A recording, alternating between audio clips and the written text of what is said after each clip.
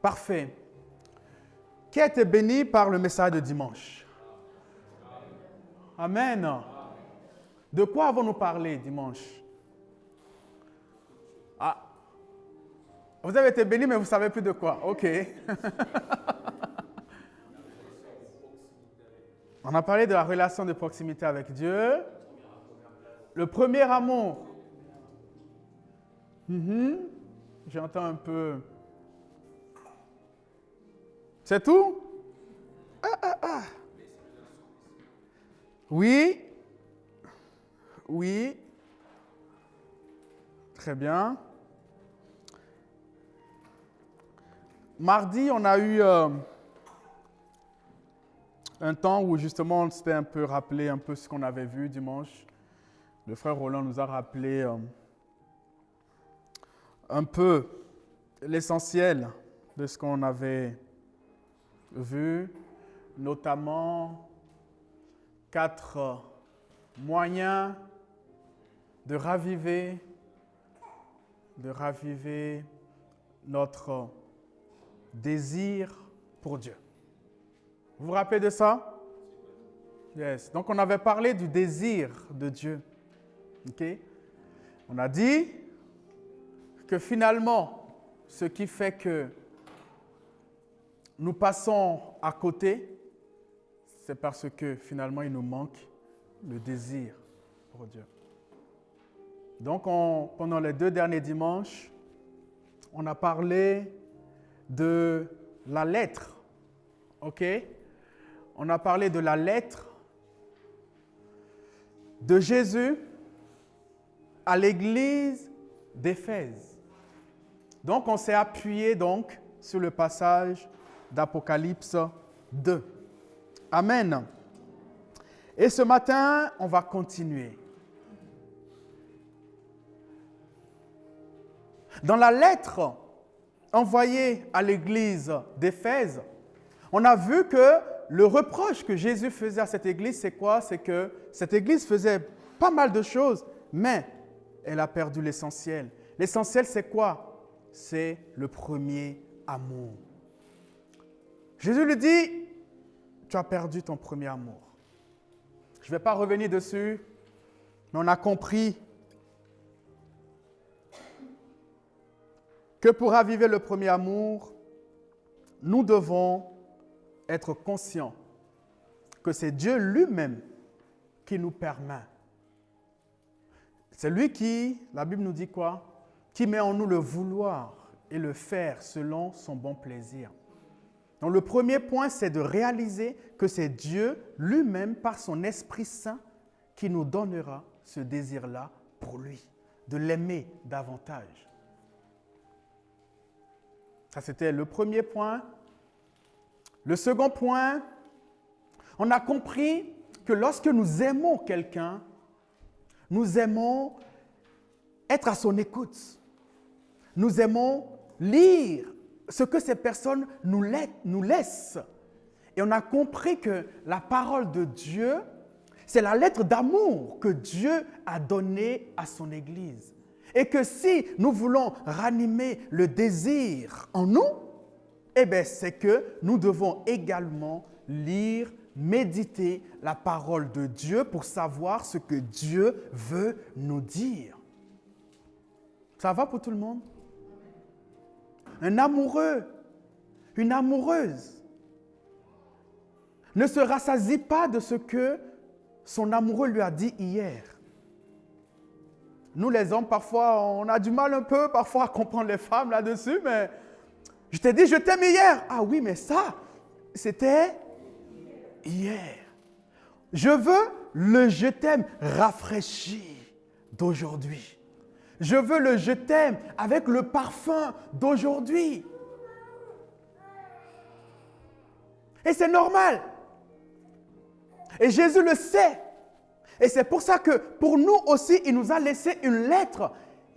Et j'en parlais avec quelqu'un cette semaine. Je disais, cette lettre-là, la Bible, on peut l'apprendre, mais chaque jour, on peut lire. Vous savez, je vous mets au défi. Si vous voulez, faites un test. Vous prenez un verset. Vous dites, durant cette semaine-là, c'est ce verset-là que je vais lire. je vous dis une chose. Si vous lisez ce verset-là chaque jour, vous aurez des révélations différentes chaque jour sur ce même verset. Vous comprenez un peu? Ça veut dire quoi? La Bible, ça dépasse le temps. Vous comprenez? C'est-à-dire, lorsqu'on prend la Bible, la révélation qui vient de la Bible, c'est notre pain quotidien. Hier, Dieu t'a dit, je t'aime. Il t'a parlé par sa parole. Aujourd'hui aussi, il veut te parler. Mais pour ça, il faut que j'aille dire, Seigneur, qu'est-ce que tu veux me dire aujourd'hui? Et je prends la parole de Dieu. Je prends la parole de Dieu. Ensuite, on a vu que nous devons avoir une atmosphère, on doit créer une atmosphère propice à ce que la présence de Dieu se manifeste. Il y a la prière, il y a le fait aussi de mettre un instrumental, d'être là. Vous voyez ce que je veux dire? De créer cette atmosphère où la présence de Dieu est palpable. Amen. Et ça, c'est de ce qu'on a un peu retenu. On a dit beaucoup de choses de la lettre à l'église d'Éphèse. Et ce matin, on va continuer par la deuxième église, qui a reçu, elle aussi, une lettre. Bien sûr, il s'agit de l'église oula, là, je fais le petit quiz là. L'église deuxième église, dans l'ordre, dans la Bible, dans Smyrne. Donc, la deuxième église, la deuxième lettre s'adresse à l'église de Smyrne. Ok, on va la lire ensemble, s'il vous plaît. Donc, Apocalypse 2, verset 8. C'est bon, vous l'avez?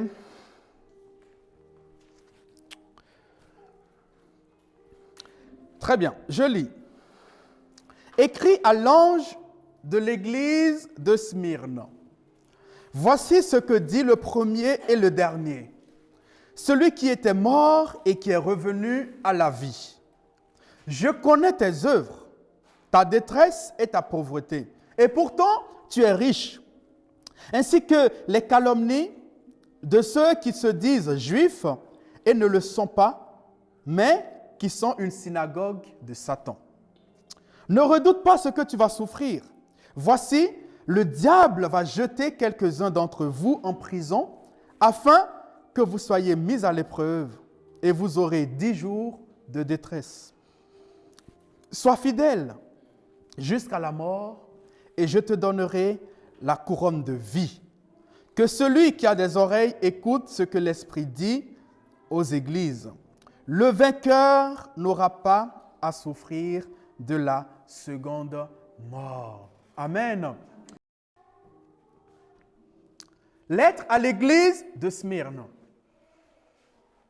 Permettez-moi, avant d'aller plus loin dans ce message, de vous parler brièvement, avant de parler concrètement de la lettre, permettez-moi de vous parler de l'église de Smyrne. Permettez-moi de vous brosser brièvement un contexte historique et spirituel lié à cette église de Smyrne. Tu peux montrer la carte, s'il te plaît. L'apôtre Paul, il va séjourner pendant longtemps à Éphèse. Et là, il va implanter l'église d'Éphèse, où on peut vraiment lui attribuer, l'église. On peut dire que c'est l'apôtre Paul qui a implanté cette église-là. Et du coup, l'apôtre Paul, il a eu des disciples, il y a eu des leaders qui ont travaillé avec lui. Et tout autour donc d'Éphèse, il y a ce qu'on appelle à l'époque l'Asie. L'Asie, et là dans ce cas on l'appelle l'Asie mineure. Donc, il va y avoir plusieurs implantations d'églises qu'on attribue à des fils spirituels de l'apôtre Paul. C'est bon? Très bien. Et du coup, ces différentes églises, ces 7 églises que nous avons là, sont situées dans la même zone. OK? Dans la même zone. Donc, de l'Asie mineure, de l'époque. Et aujourd'hui, ça se situe à l'ouest de la Turquie. OK? Ça se situe à l'ouest de la Turquie. Donc, toute cette zone-là, c'est l'ouest de la Turquie. Vous voyez Turquie en haut là. Je ne sais pas si vous... C'est écrit Turquie. OK? Et c'est pour ça que certains chrétiens, parfois, ils vont en Turquie. Pourquoi? Parce que la Turquie a quand même une forte histoire. Toutes ces églises-là sont situées à l'ouest de la Turquie. Et donc, vous avez ces différentes églises. Je ne sais pas si vous voyez là, il y a un petit point là où c'est écrit Patmos. C'est bon? Patmos, c'est quoi Patmos? C'est où? C'est cette île sur laquelle Jean va habiter. C'est de là qu'il va avoir ces révélations-là. Et en réalité, c'est un peu pour vous, comment on dit ça? Pour vous rendre un peu l'Apocalypse beaucoup plus... OK? L'apôtre Jean, depuis l'île de Patmos, il avait un peu le leadership, même à distance, sur ces différentes églises-là. Ça va, vous voyez un peu le truc? Parce que souvent, lorsqu'on lit l'Apocalypse, on dit, mais ouais, Laodicée, on lit Pergame, Smyrne, mais d'où sortent ces noms-là? En fait, c'était des églises réelles qui étaient, en fait, au niveau de l'Asie mineure, au niveau de, aujourd'hui, de l'ouest de la Turquie. Et donc, lorsque l'apôtre Jean, il reçoit ces révélations-là, il les reçoit pour lui, pour les églises qu'il connaît. Vous voyez un peu le truc? Il reçoit ça pour des églises qui, physiquement, il connaît, mais qui suivaient de loin. Et parmi ces églises, il y a, donc là, c'est Éphèse, vous avez compris, il y a l'église de Smyrne. Il y a l'église de Smyrne. L'église de Smyrne, déjà, permettez-moi de parler de la ville de Smyrne. OK? La ville de Smyrne est une ville assez prospère. Il y a un port, il y a pas mal de choses. On peut le voir là. Et donc, c'est une ville assez prospère. Mais cette ville-là va avoir une particularité. C'est que, sous domination de Rome, cette ville va mettre en place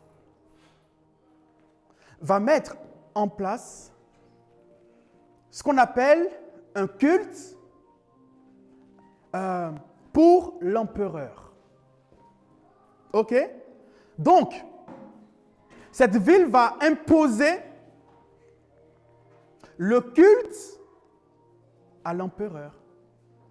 Donc, il faut honorer l'empereur. Il faut lui faire presque un culte, en fait. C'est bon? Jusque-là, vous me suivez? OK. Donc, dans cette ville, bien sûr, il y avait des Juifs, etc. Et les Juifs vont être exemptés de ce culte à l'empereur. Mais pas que. Les chrétiens aussi. OK? Donc, les autres, naturellement, voilà, ils viennent, ils vouent un culte à l'empereur, c'était... Voilà. Sauf que, avec le temps, cette dérogation, cette exemption que les chrétiens avaient a sauté. Qu'est-ce que cela voudrait dire? Qu'est-ce que cela voudrait dire? Cela voudrait dire qu'il n'y avait que les Juifs qui étaient exemptés.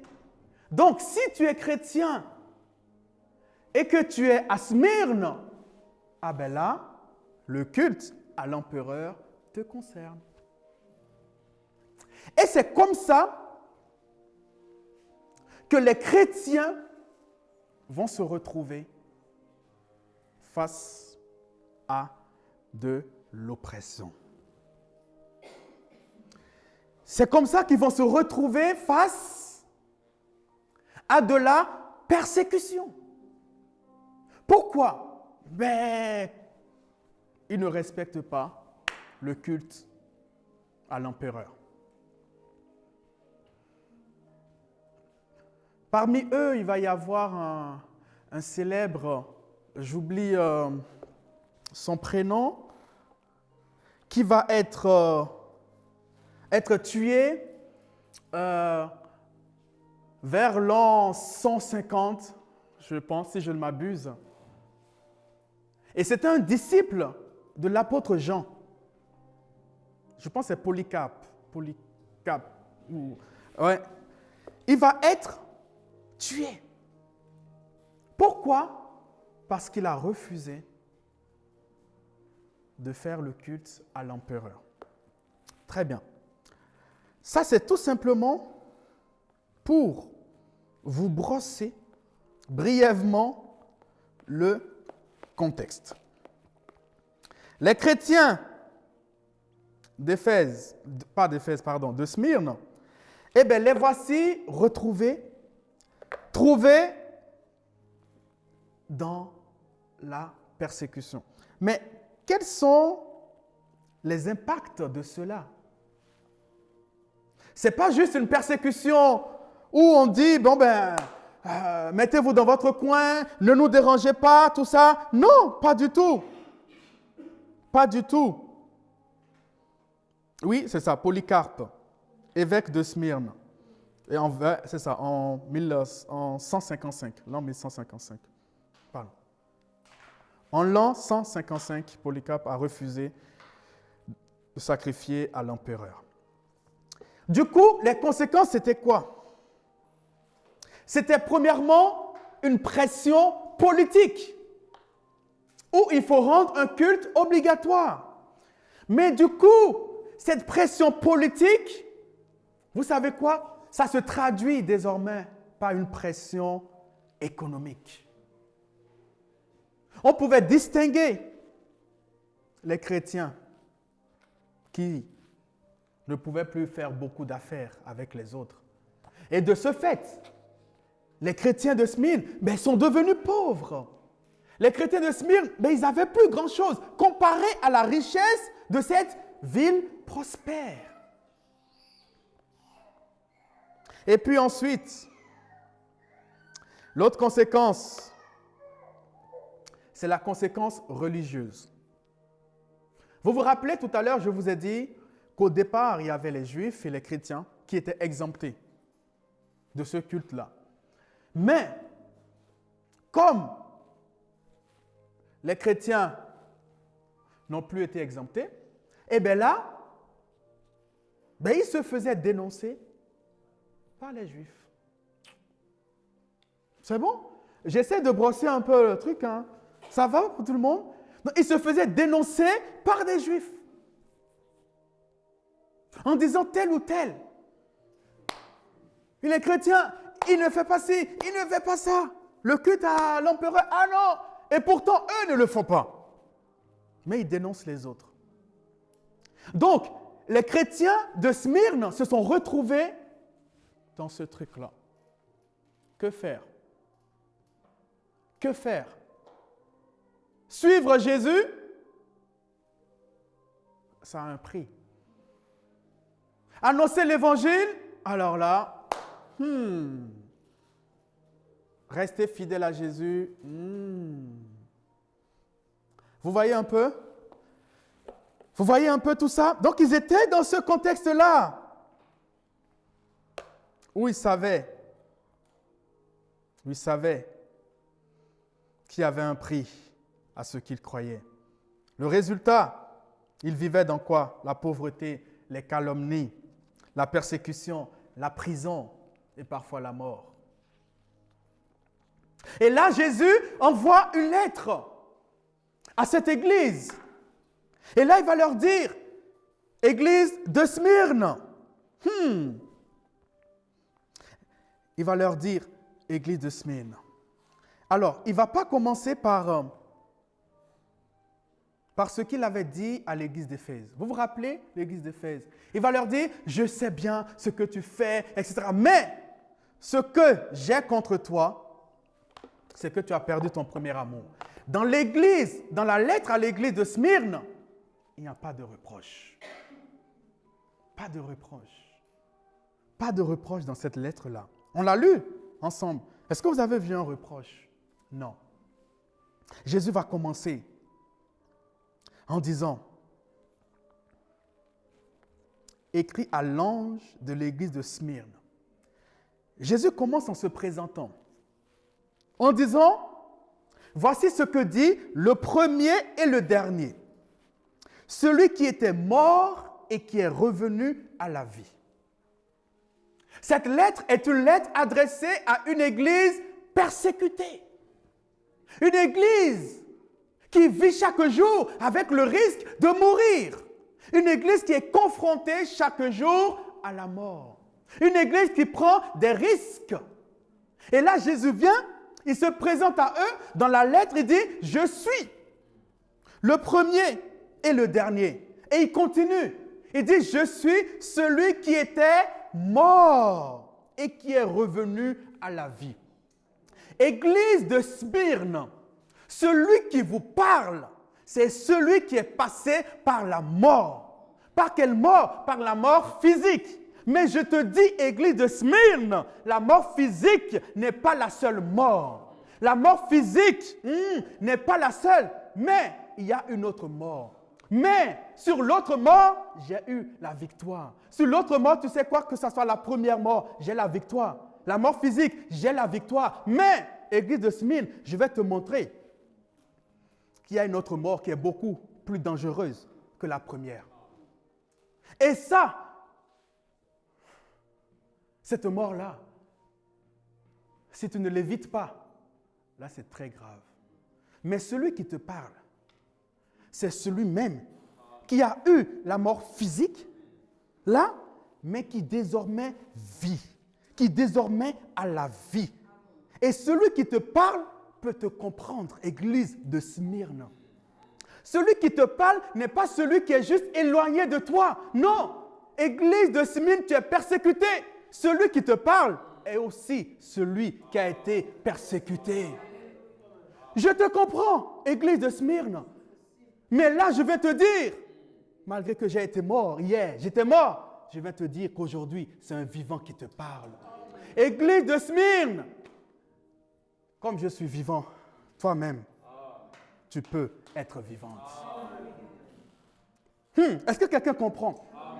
Dès les premiers versets de cette lettre, on voit déjà le cœur de Jésus pour cette église.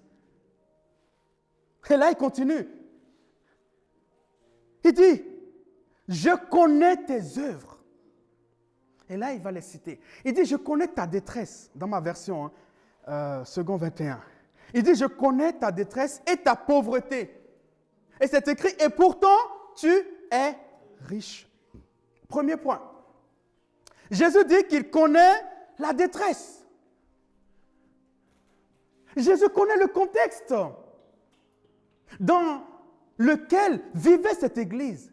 Et Jésus dit, je sais la détresse de votre cœur, je le sais, dans votre propre intérieur, dans votre être intérieur, je sais la détresse que vous avez. Mais ça, vous avez cette détresse-là parce que vous me suivez. Si vous avez seulement accepté de vouer ce culte-là à l'empereur, vous n'en seriez pas là. Mais je vois votre détresse. Et cette détresse-là, votre choix, vous a poussé à la pauvreté. Je vois votre pauvreté. Mais, Jésus va relativiser. Mais de quelle pauvreté s'agit-il? Je vois votre pauvreté matérielle. Je vois votre pauvreté financière. Et il va dire, mais les gens te voient pauvre. Les gens te voient pauvre. Tu n'as rien aux yeux des hommes. Il dit, mais. Il dit, pourtant, tu... Non, les gens peuvent te balayer du champ du business. Les gens peuvent t'isoler pour que tu ne fasses pas des affaires. Tu peux même avoir seulement le minimum pour vivre. Mais Jésus dit que si tu ne fais pas des... Jésus dit que si tes affaires ne sont pas visibles ici-bas sur la terre, au ciel, le profit s'accumule là-bas. Non, les gens qui étaient là, ils n'ont pas vu. Jésus dit, et pourtant tu es riche. Jésus, mais là j'ai rien. Non, Jésus dit non. Ce que moi je vois, la richesse dont je parle là, c'est ce que tu es en train d'engranger au ciel. Et moi je la vois. Je la vois. Donc je peux dire, Église de Smyrne, tu es riche. Tu es riche. Il dit, non, je vois la pauvreté avec laquelle tu vis ici-bas sur cette terre. Mais rassure-toi, tu es riche. Et continue. Il dit ainsi que les calomnies de ceux qui se disent juifs et ne le sont pas, mais qui sont une synagogue de Satan. Ça va, vous comprenez avec le contexte un peu? Parce que ça peut paraître un peu, si on lit un peu ces versets, on dit mais ça vient d'où, etc. Vous voyez? Donc, vu que les juifs, ils dénonçaient les chrétiens, et là c'est écrit, je vois cette calomnie-là. Je vois ce que vous vivez de la part des Juifs. Je le vois. Bon, et il écrit de ceux qui se disent Juifs, mais en réalité, qui ne le sont pas. Pourquoi? Parce qu'ils sont conduits par Satan. Ils sont conduits par Satan. Ils sont conduits par Satan. Ok, Jésus s'arrête là. Et maintenant, il commence avec le verset 10. Et là, il dit, ne redoute pas ce que tu vas souffrir. Mais Jésus, toi-même, tu as dit que tu connais déjà ma détresse. Toi-même, tu as dit que tu vois déjà ma pauvreté. Maintenant, tu me dis encore de ne pas redouter ce que je vais encore souffrir. Seigneur, moi je pense que comme moi tu m'écris même une lettre là, au moins c'est pour me dire non, maintenant le jour de ta souffrance est fini. J'allais dire Amen. Il dit non. Il dit non. Ne redoute pas encore ce que tu vas souffrir. Non. Seigneur. Mais vous savez parfois, il y a certaines paroles qu'on veut entendre de Dieu qui ne sont pas forcément les paroles que Dieu veut nous dire. Mais les paroles que Dieu veut nous dire, en réalité, nous font tellement du mal à notre chair. Mais spirituellement, c'est tellement profond. Il dit, je ne sais pas si vous avez compris un peu, vous voyez un peu. À l'église d'Éphèse, Jésus a dit, je vois les œuvres, je vois ce que vous faites, mais vous êtes passés à côté du premier amour. Ici, il leur dit, je vois ta détresse, je vois ta pauvreté. Pour moi, tu souffres. Et tu sais quoi? Comme je sais que toi, Église de Smyrne, tu as le premier amour, je peux te dire, ne redoute pas ce que tu vas souffrir pour moi. Ici, ne leur dis pas, tu n'as pas le premier amour. Ici, ne leur dis pas, tu as perdu ton premier amour. À cette église-là, et en méditant, j'ai dit, waouh, c'est tellement profond que les deux se suivent.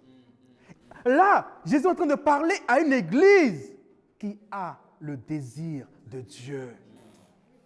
Est-ce que quelqu'un comprend? Ici, Jésus parle à une église qui tient dans la persécution. Une église qui ne lâche pas prise en disant, Seigneur, c'est bon, hein. C'est bon. J'en ai déjà assez fait pour toi. C'est bon. Jésus savait que cette église, même s'il leur dit, vous allez souffrir, cette église va tenir. Jésus dit, ne redoute pas. Non, ne redoute pas. Et c'est pour ça que je te dis, en réalité, peut-être que toi-même tu te vois pauvre, mais Jésus te dit, non. En fait, à partir de ce que tu vis ici-bas sur cette terre-là, les calomnies que je vois là, la pauvreté que je vois là, en fait, en réalité, tu es en train d'engendrer, de semer, d'avoir des profits dans le ciel. Dans le ciel. Et c'est pour ça que Jésus dit, non, il n'a pas, comment dire, je n'ai pas dit, il n'a pas peur de nous dire, vous allez souffrir. Parce que, pour lui, lorsqu'on souffre pour lui, vous savez quoi? Il y a la récompense qui nous attend. Donc, lorsque Jésus dit, hé, tiens bon. Et c'est pour ça, bon, je saute vite, hein, et c'est pour ça qu'il disait quoi? Le vainqueur. Le vainqueur. Nous sommes, frères et sœurs, dans une course. Nous sommes, frères et sœurs, dans une course.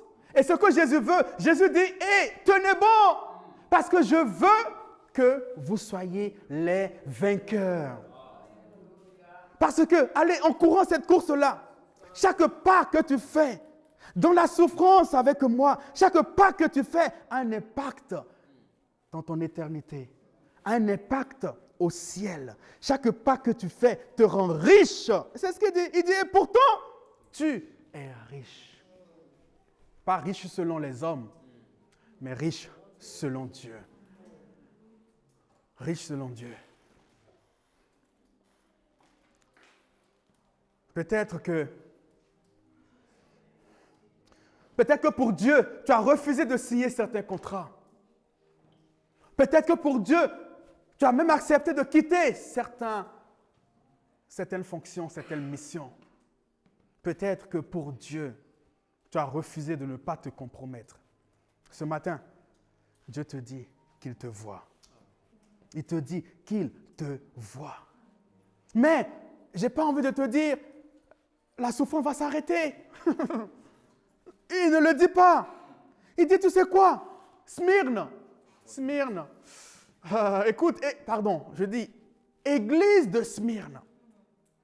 Jésus dit, je sais que tu es à Smyrne. Ça va, vous comprenez un peu?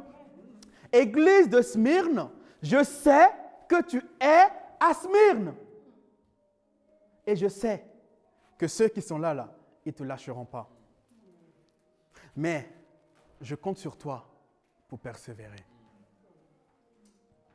Et là, Jésus va donner quelques petites précisions. Jésus dira, ne redoute pas ce que tu vas souffrir. Voici, le diable va jeter quelques-uns d'entre vous en prison, afin que vous soyez mis à l'épreuve. Et il donne même des détails. Il dit, et vous aurez 10 jours de détresse. Waouh! Quelle belle lettre, hein? Et là, quand tu reçois ça, tu dis, bon, quand l'Église reçoit ça, tu dis, bon, c'est qui ira en prison ici, là? C'est qui? Imaginez, on reçoit une lettre pareille. On nous dit, voilà, chère Église de Table de Chalon, quelques-uns ici iront en prison pour leur foi. Alors, c'est écrit quoi? Quelques-uns. Ah, donc déjà, ça va, c'est pas tout le monde. Déjà, certains vont dire, c'est pas tout le monde, ça va. Mais c'est qui maintenant qui ira? Waouh! Afin que vous soyez à l'épreuve. Et là, Jésus va continuer en disant, Église de Smyrne, tu sais quoi? Sois fidèle jusqu'à la mort. Sois fidèle jusqu'à la mort. Waouh! Sois fidèle. Quel encouragement. Et il dit, jusqu'à la mort. La mort, là, ça peut être demain, Église de Smyrne. Peut-être que la mort, là, c'est en prison que tu vas la voir.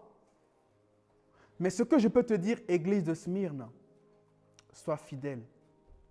Sois fidèle à ton Dieu en qui tu as résolu dans ton cœur qu'il sera celui, le seul et l'unique que tu adoreras. Sois fidèle envers Dieu. Sois fidèle en celui à qui tu as donné la première place dans ta vie. Sois fidèle.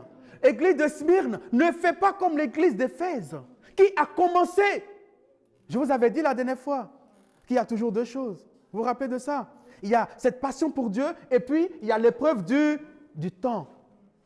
Jésus dit à l'église de Smyrne, ne fais pas comme l'église d'Éphèse, qui a bien commencé et qui, avec le temps, a abandonné. Mais toi, jusqu'à présent, tu es fidèle. Tu sais quoi? Continue jusqu'à la mort. Jusqu'à la mort. Jésus envoie un appel à la fidélité pour cette église. À tenir ferme dans l'adversité. Et même s'il fallait mourir, Jésus dit, tiens ferme.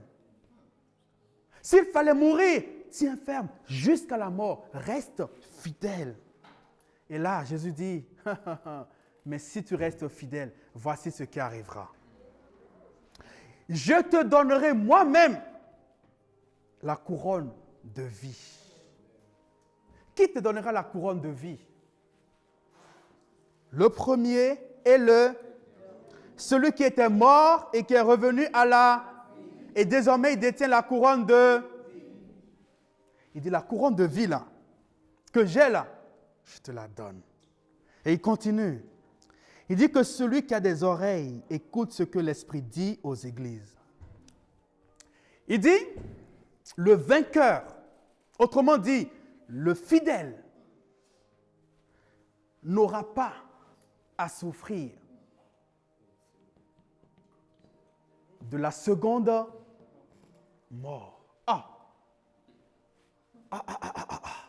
Seigneur, c'est quoi ce truc? Il dit, écoutez bien, le vainqueur n'aura pas à souffrir de la seconde mort. Ce n'est pas écrit, le vainqueur n'aura pas à souffrir de la mort. C'est bon? Mais ici, il nous parle de quoi? De la seconde mort. Autrement dit, il y a combien de morts? Deux. Puisqu'il parle de seconde, il y a la première et la seconde. La première, c'est cette mort physique. Cette mort physique à laquelle l'église de Smyrne était exposée. Et Jésus ne leur dit pas, cette mort-là, je vous l'éviterai. Et non, non, non, il ne leur dit pas ça. Au contraire, il leur dit, soyez fidèles jusqu'à la mort. Il peut dire ça pourquoi? Parce que lui-même, il a été fidèle jusqu'à la mort. Nous sommes les disciples de Jésus. C'est bon? Jésus, ce que j'aime avec lui, Jésus ne nous demandera jamais de faire quelque chose qu'il n'a pas fait. Non. C'est pour ça qu'il a commencé en disant, ah, je suis celui qui était mort. Donc, je suis qualifié pour te dire, tiens bon, même s'il fallait mourir, tiens bon. Mais, si tu tiens bon, ce ne sera pas pour rien. Il y a une récompense qui t'attend. Donc, la première mort, c'est cette mort physique. Et en tant qu'être humain, c'est vrai. On est préoccupé par ça. On se dit, oh, la mort. Quand on entend la mort, oh, la mort. Chers frères et sœurs, nous tous, on passera par là. Nous tous, on passera par là. Par cette mort-là. Mais ce que mais je me rends compte de quelque chose en méditant ces passages-là, c'est quoi? C'est que Jésus dit, mais ce n'est pas la première mort qui est importante.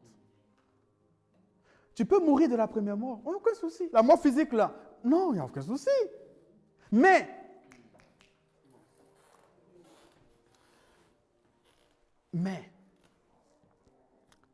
il dit quoi? Il dit, la couronne, ce que je peux te donner, c'est quoi? C'est que tu ne meurs pas la seconde mort.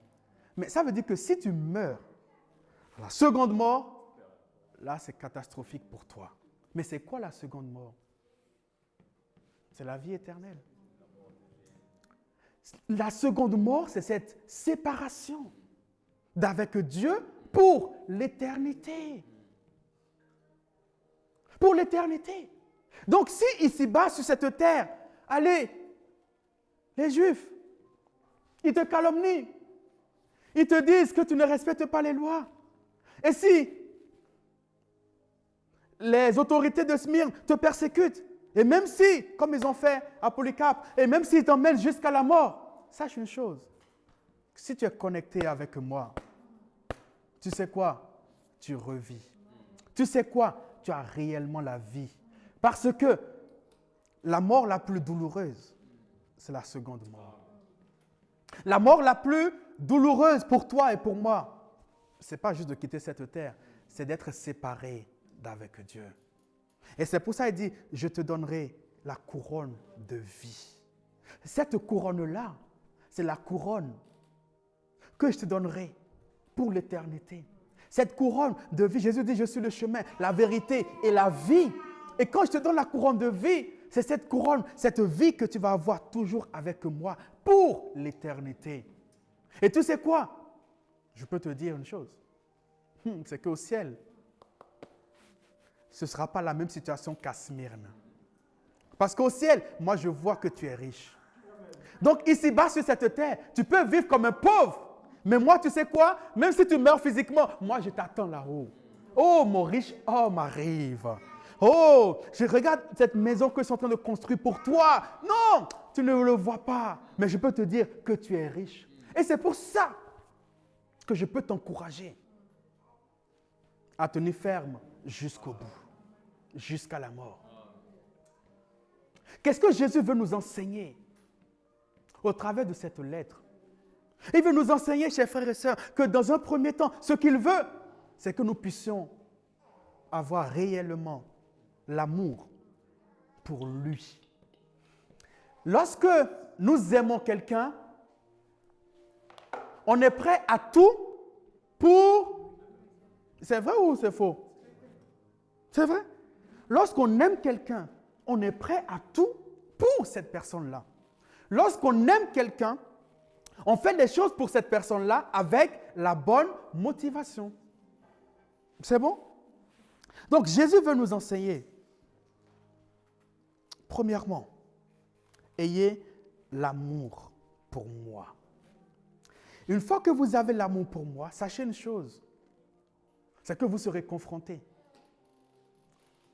Il y aura peut-être la persécution par rapport au choix que tu fais de m'aimer, par rapport au choix que tu fais de m'adorer. Mais, tiens bon. Mais la persécution, on peut dire que c'est la chose, allez, grandiose. Mais,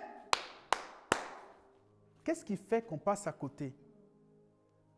C'est lorsque nous mettons autre chose à la place de Dieu.